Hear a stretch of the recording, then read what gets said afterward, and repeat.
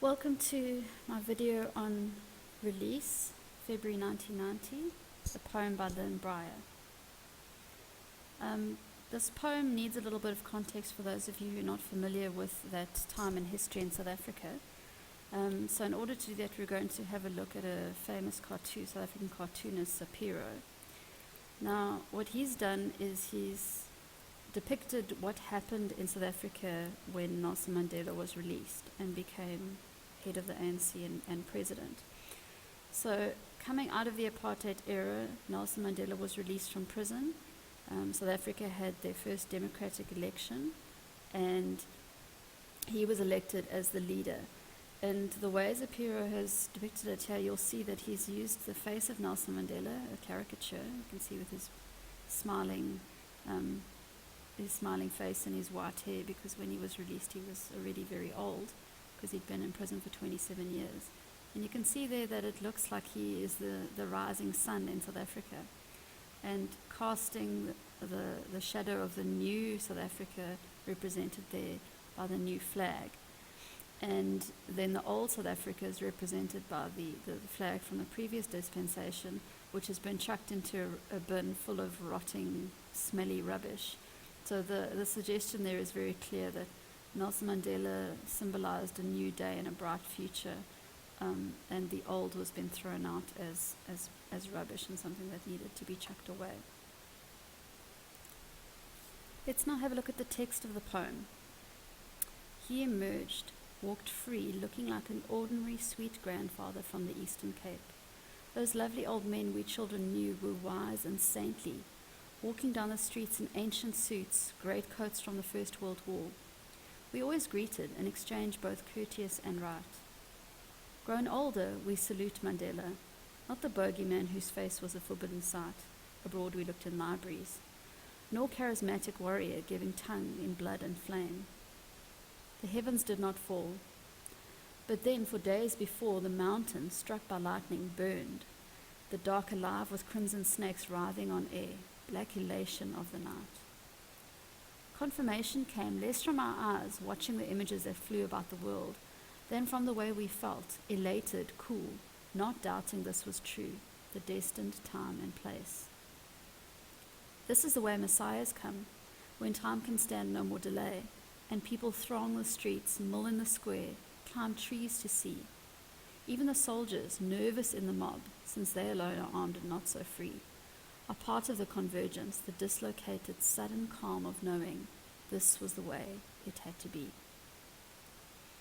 Now, before we take a look at each stanza in turn, I'd like us just to look at the way the poem has been written, look at the form of the poem. And you may immediately have noticed that there doesn't seem to be a set number of lines per stanza or a set number of syllables per line, no rhyme structure to speak of. And so we can conclude that this is written in free verse. Now, it seems to be the best choice for this subject, seen as the speaker is exploring their emotions in this, in the midst of this historic event of Nelson Mandela being released from prison. And so I think the free verse fits quite well. I'm not sure if you agree. You can maybe have a look more closely when you study it. Do you think that it's the best way to... So spend some time thinking about why a poet would use free verse and rather let their emotions flow freely and their thoughts come out in sort of a stream of consciousness, as opposed to having to stick to a predetermined format or structure for a type of poem. Let's move on to looking at each stanza in turn. In the first stanza, the first line says that Nelson Mandela emerged and walked free. And I think there's a special connotation and feeling behind the choice of the word emerge there. I get the feeling that it's more than just coming out or being released. Emerge sounds like a grand entrance or a rebirth of sorts. But perhaps no words can sort of, in that instance, describe the feeling that the people and Mandela himself would have felt at being finally free. From this idea of a grand entrance and this major personality being released into the world, the poet or the speaker then notes that he looks like an ordinary grandfather from the Eastern Cape. And for those of you who think about how you see your grandfather, if you see him like a sweet old man who is wise and saintly, that's probably the connotation that most people would have. We think of an old man with grey hair who wants us to sit on his knee or at his feet, and he would tell us stories and use his wisdom of years to share life lessons with us. And so for me, that's quite a lovely image of Mandela there, because he was the age of a grandfather. He'd spent his youth and his prime of his adult life in prison. And so he did come out looking, well, he was a very old man. The poet here also uses the reference to the First World War, and almost like he's a war veteran. Now, he didn't actually fight in a world war, but many would argue that apartheid was a war in itself. It was a war against inequality, a war against discrimination of people in South Africa based on the color of their skin. And so the speaker notes that we always greeted these old men, and in exchange that was both courteous and right. It's expected of young people to have respect and courtesy toward the elderly. In the second stanza, this idea of being courteous to those older than us is developed in that first line, where even though the children who would see their grandfathers and treat them with respect are older, they still salute Mandela, they still show him the respect they would of their elders. And the next few lines explores the impression that different people, depending on which context they come from, how they would have seen Mandela. So for some, the image that had been built in their minds by the National Party and people who feared the power of Mandela would portray him as sort of a bogeyman, this sinister presence hovering over them, and somebody who needed to be kept locked away so that they weren't a danger to society. So much so that even his face was a forbidden sight, referencing the censorship laws that kept the people from seeing the news about anything that was happening in terms of the political context and the people who were fighting against the government. Also reference there to the charismatic warrior giving tongue in blood and flame.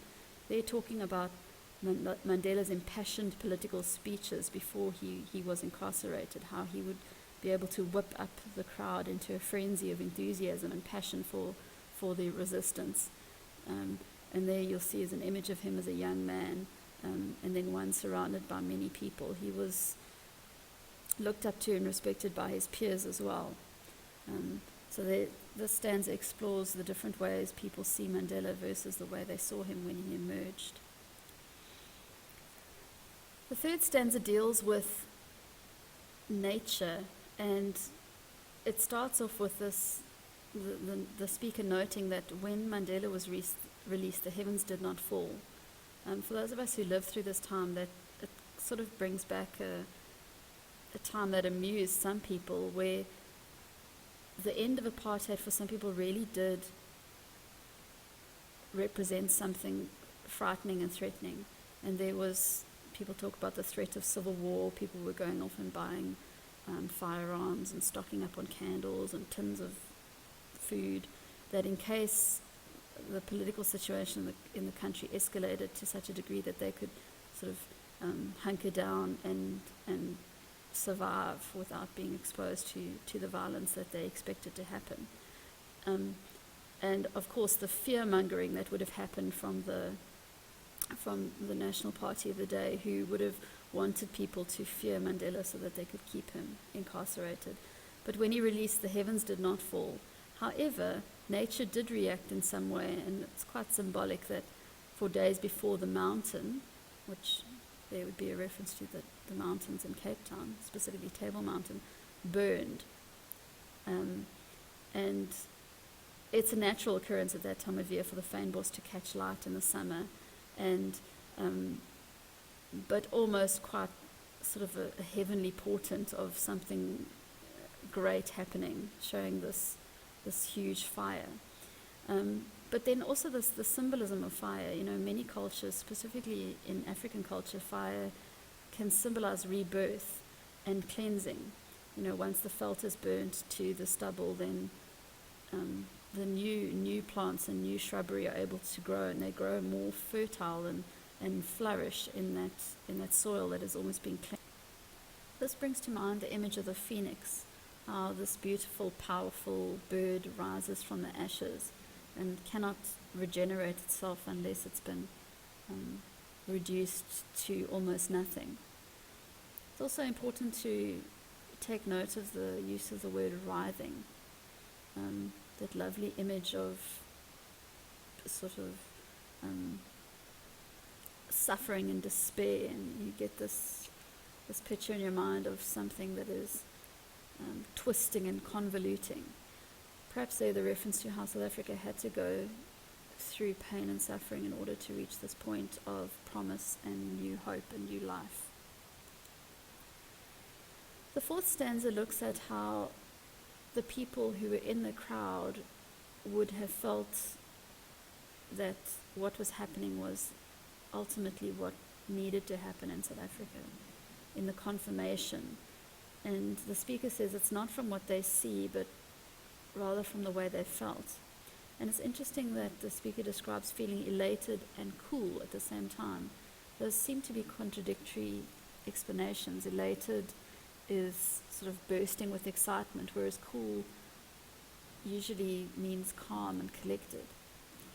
But I think it works quite well together, because while the crowd was feeling excited and enthusiastic about what was happening, they also felt a sense of peace, that what was happening was the right thing.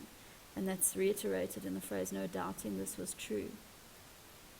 And then the reference to destiny, and it's not the first and the last time it comes up in the poem, that what was happening was the destined time and place, almost as if that time in history had been set aside for Mandela's release and for change in the country. In the final stanza, there's quite a lot of religious imagery referring to Mandela's release as the way messiahs come. The reference there to the biblical story of Zacchaeus climbing a tree so he could see Jesus, because there were so many people gathered around to see the Savior who the prophecy had told would save the world. Very similar, I suppose, to the people who prophesied that Mandela would change South Africa. But it's interesting there to look at his quote where he says, I stand before you not as a prophet, but as a humble servant. So the idea of a Messiah was not one that was portrayed by Mandela himself, but how people looked at him. The reference there to time can stand no more delay. I think that could be referring to how in South Africa the political and social atmosphere had reached a boiling point. And had there not been change, there probably most certainly would have been a violent revolution of some kind. And so the use there of the imperative can stand no more delay really meant that it was now or never in the South African context. The last little bit of the poem talks about how the people in the crowd were overcome with a sudden calm of knowing that this was the way it had to be. Again, that reference to that this was the destiny, and it had been mapped out previously, and that was the way things needed to occur. Even the soldiers, it's important that we notice there the presence of the soldiers who in previous contexts of apartheid South Africa would represent a threat of violence, and often protests and marches would have ended in a violent reaction from the soldiers, who would open fire on the crowds under threat or feeling threatened by the masses of people. So we end off the poem there with the idea that really it had to be this way. Mandela's release was something that was an inevitability in the political trajectory of the country. Lastly, I just would like us to have a look at another Zapiro cartoon, this one titled Farewell to an Icon, and an almost exact replica of the face rising from the horizon is now setting.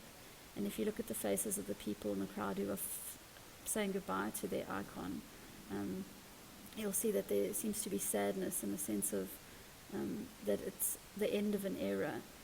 Also quite cool to note that there is a man sitting in a tree watching it. Again, the crowds are gathered to farewell to Mandela, who in his release changed South Africa, and his death has left a lasting impression on us.